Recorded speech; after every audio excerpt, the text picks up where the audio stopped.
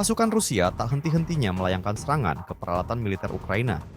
Hal itu dibuktikan dalam sebuah rekaman yang beredar di media sosial Telegram pada Kamis, 5 Desember 2024. Angkatan bersenjata Rusia memamerkan sejumlah kendaraan militer Ukraina yang rusak dan hancur.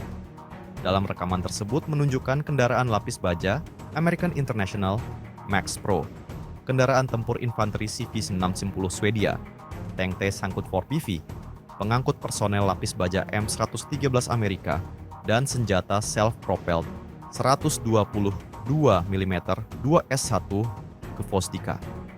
Peristiwa ini tentunya membawa kerugian besar dari kubu Ukraina. Sejak video ini beredar, belum ada tanggapan resmi dari pihak militer Ukraina. Rekamannya pun menuai berbagai komentar dari warganet.